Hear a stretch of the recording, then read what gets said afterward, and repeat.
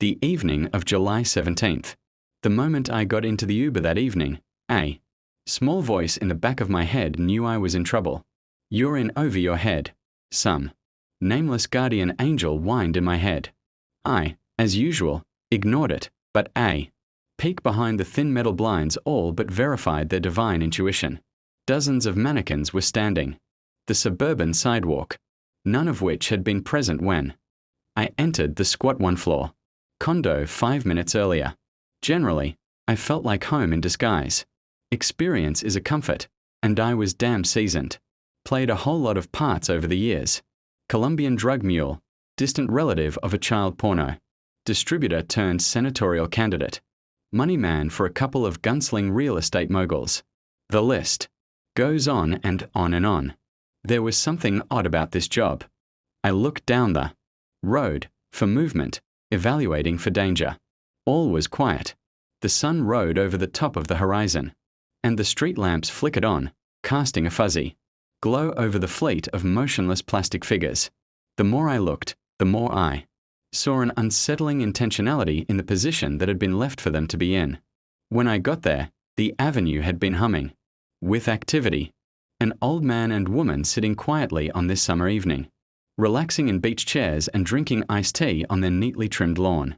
Children playing and laughing on a rusty swing set between two of the houses. A young man with his dog looking down on it from the sidewalk. Now 2 mannequins sat in those beach chairs. Stiff. Fingers grasped half-full glasses. A shorter mannequin standing on a swing. Another mannequin, legs apart as if caught mid-step, grasping a leash. With no dog to go with. It was as if the whole block had been smitten by some temporary ecstasy. So God created a squad of humans' eyes stand-ins to preclude any unseemly cosmic accidents when they were all eventually beamed home. For real, that would have been my preferable answer.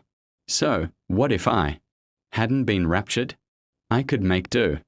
I could fade into the background of an evolving hellscape. It'd just be a new role to play. One detail, however, made 2 things crystal clear. There had been no rapture, and I'd be unable to fade into the background. Quite the contrary. I was the star of the show. Each mannequin had its eyes directed towards the house I was occupying, even if that meant its head had to be turned at a neck-breaking 180 degrees angle. I burst back from the window at the sound of a mechanical kitchen timer beeping in the other room. The owner of this particular fine establishment, Stavros, told me that meant the game had begun. Whatever this was, I'd happily inserted myself into the middle of it. My guardian angel was correct.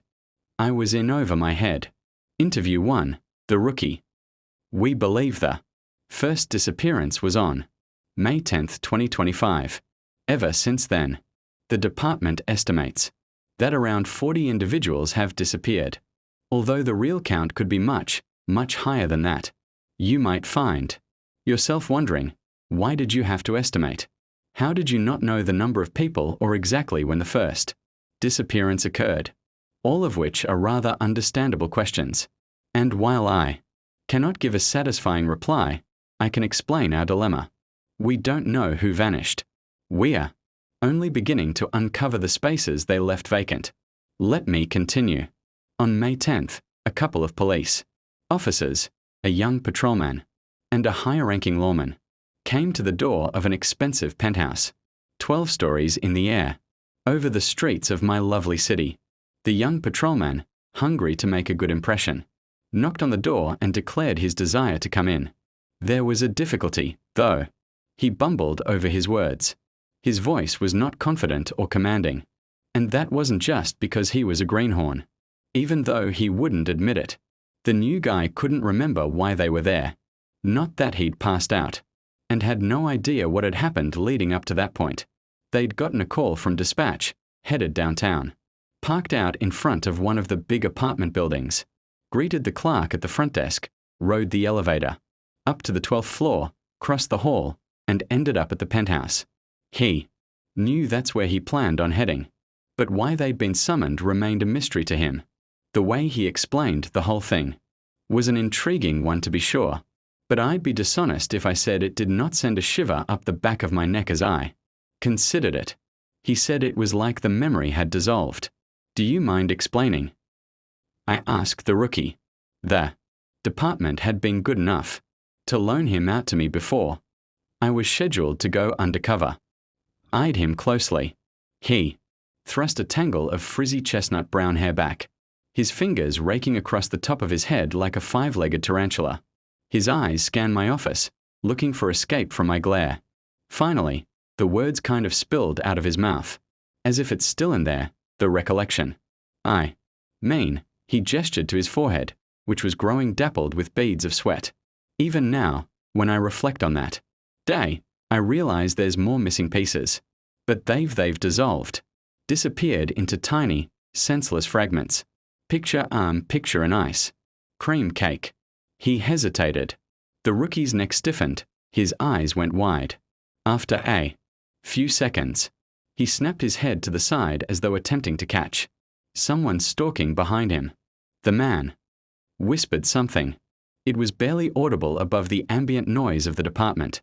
The stomping of feet, the chugging of our AC, the cacophony of other interrogations taking place in adjacent rooms. But I believe he said, "Can you hear that?" It wasn't clear what he was referring to, and when I asked him to repeat himself, he did not listen to me. Going back to his explanation, his words had become manic in tone. There was a sense of urgency. Something spooked him, and he wanted to be finished with the interview sooner rather than later. Picture an ice cream cake with a message written in frosting at the top. It's 100. Outside and you accidentally leave the box containing the cake at the back of your automobile. Before you know you've left it behind, it's too late. The heat unraveled the entire thing. You can no longer read the message. But as a matter of fact, it did not go anywhere. The frosting remains in the box. It simply melted. I would have liked to push him further, but I held off. The subject seemed to annoy him. He departed my office a few minutes later, his head swiving from side to side as he hastened away.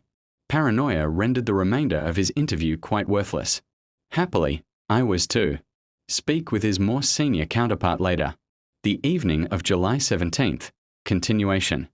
I left the living room and raced down the hall, propelled by the clicking beeps of the blaring alarm. The kitchen was nothing, but it had a brand new look. Polished metal things and a varnished wood table. Standing in the middle. It was a far cry from the condition of the outside of the house, with its peeling paint, chips and splintered front porch. My gaze fell on the table, but it was vacant. I turned my head and found the drab white egg timer sitting atop the oven next to the cellar door. I turned the dial, and the chirping ceased. Undiluted silence descended around me. That wasn't where Stavros dropped the timer, was it? I could have sworn he dropped it on the kitchen table. As we entered, he told us the rules of this supposed haunt. He set the timer at 5 minutes, put it on the table. We shook hands, and then he departed. I considered the dissonance while my eyes roamed the space of the room until they wandered toward the cellar door, and my head went blank. It was shut. Had it been shut previously? Hadn't it been just ajar, but definitely open? My chest grew heavy, like I'd swallowed liquid cement that was now solidifying at an alarming rate, encasing my lungs in concrete. Breathe. Man, I whispered to myself. The breaths were shallow initially, but grew increasingly fuller and meditative. The concrete in my chest melted. I began to think clearly, as I had on many a job before. I grounded myself by going over the information I had before me, playing the part of A, and reminding myself why I was there. I'm columnist for a neighborhood newsletter. This is some sort of extreme haunted house, but it's also evidently a game. Stavros explained that if I remain at the house until morning, I don't win necessarily, but I don't lose either. If I depart early, though, then I lose.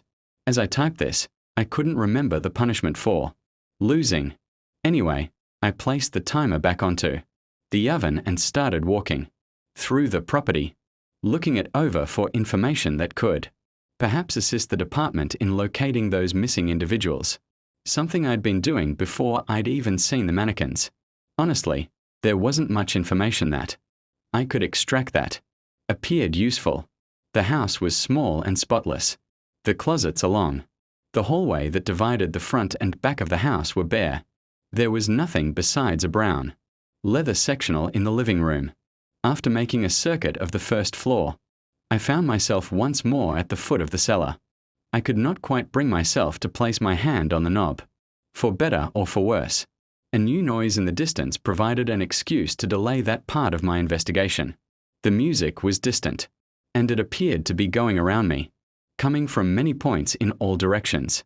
Singing, different voices, male and female, were putting out the same wordless tune toward the house.